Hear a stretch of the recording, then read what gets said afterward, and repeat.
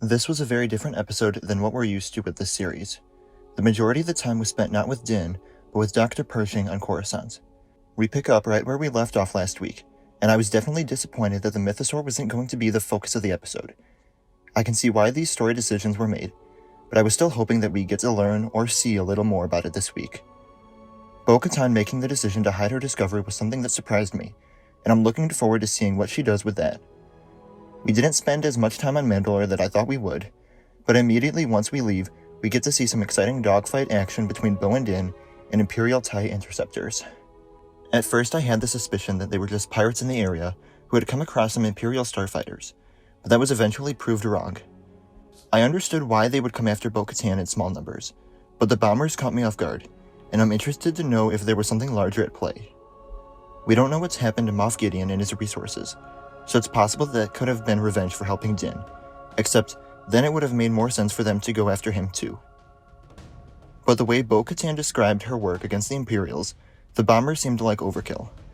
This also made me think about the way the second season ended, with Bo-Katan and her group coming in control of Gideon's light cruiser, so I'm wondering what happened to that and where the other Mandalorians are right now.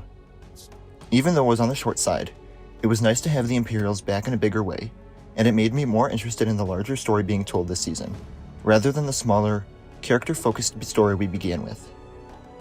We then spend most of our time on Coruscant, and it was good to be back.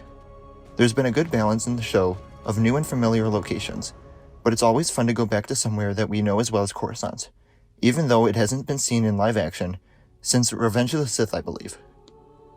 There were some scenes where the use of the volume was obvious, but it also felt like I was looking more closely for those scenes, so the average viewer may not have had the same problem with it. On the other hand though, in the scenes that didn't focus on a main character, the beauty of Coruscant was on full display, and it looked incredible.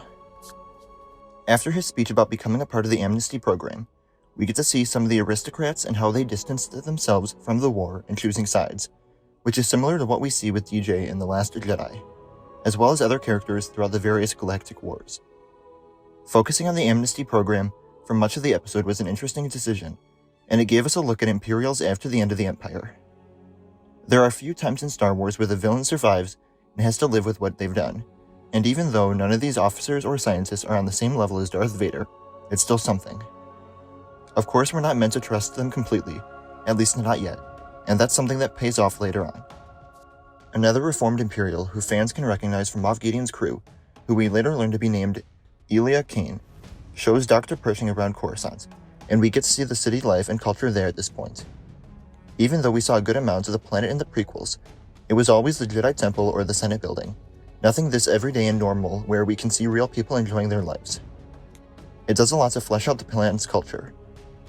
It also shows us where the New Republic is at right now, since it's only been 4 or 5 years since its official formation. It looks much more organized than I thought it would be, but we also only saw one side of it. Getting to spend so much time on Coruscant and with the New Republic meant that they were able to effortlessly weave in Easter eggs and references from other stories, something that I loved.